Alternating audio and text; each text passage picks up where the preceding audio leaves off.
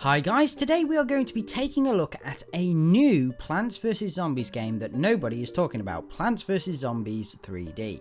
Other than the PvZ Wiki, there is literally nothing on YouTube or Google that mentions this game, until now. So Plants vs Zombies 3D is essentially a Chinese spin-off of Plants vs Zombies 3 that has many similarities in terms of art style and graphics. However, its gameplay is very different and takes the form of a sort of merge game like Merge Magic or Merge Plants.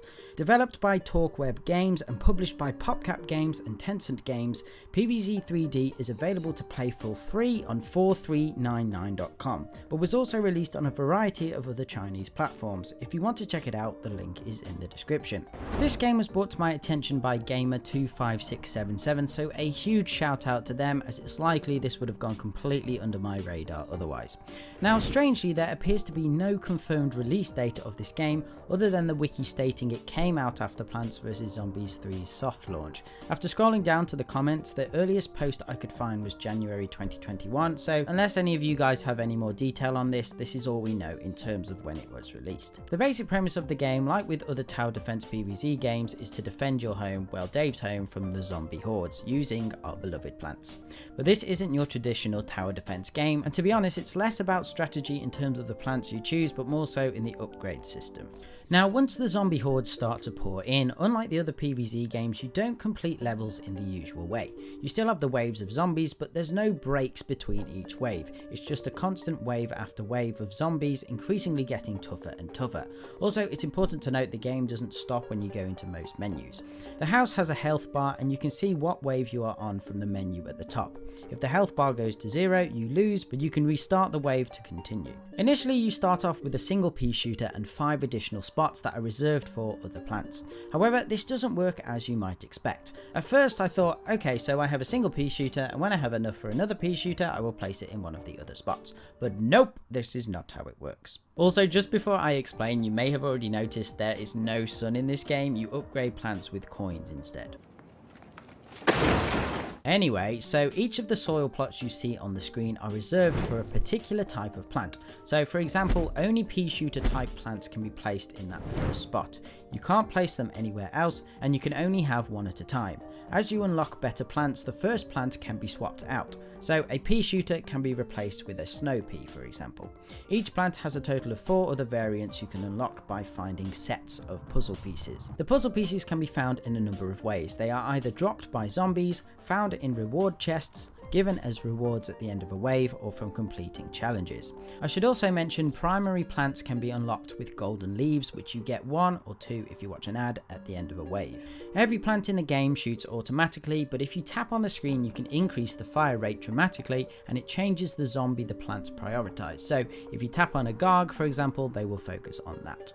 Each plant can also be upgraded with coins, and silver leaves can be used to upgrade plants' passive traits. Different variants of a plant have different bonuses, so when you get further into the game, I imagine swapping plants becomes more strategic. You can also find additional buffs that can be applied to your plants with magic beans and a spinning wheel, which I still don't completely understand. There are also a number of power-ups that can be used that have a cooldown, but once again, as you'd expect, this can be sped up by watching ads. I guess ads are the main thing about this game I found really annoying and intrusive, like oh my god. Also, the ads are pretty bizarre. I mean, it's good as there are plenty of options to earn better rewards by watching the ads, but A, because it's in Chinese, you often end up accidentally pressing the ad button, so I would recommend having your phone with Google Translate ready until you have a better understanding of what each of the buttons do. And B, it's just very in your face. You're basically bombarded constantly with, do you want to watch an ad? Watch an ad to unlock this. Want to double your reward? Watch an ad. Haven't got your fill of ads yet? Why not watch another ad whilst you wait?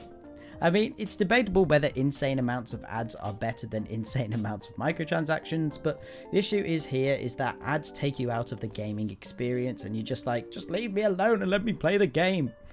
Also, this is a free-to-play mini-game, so I mean, what do you expect? I'd say the game, like merge games, is kind of just like a time waster. There's no story to get stuck into or anything like that.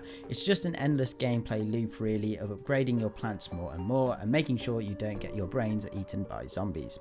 Granted, I've only played an hour of it, so there might be more content as you progress, but it seems like the front yard is the only location you can battle in as of yet, which I don't know, I feel it might just get boring quite quickly.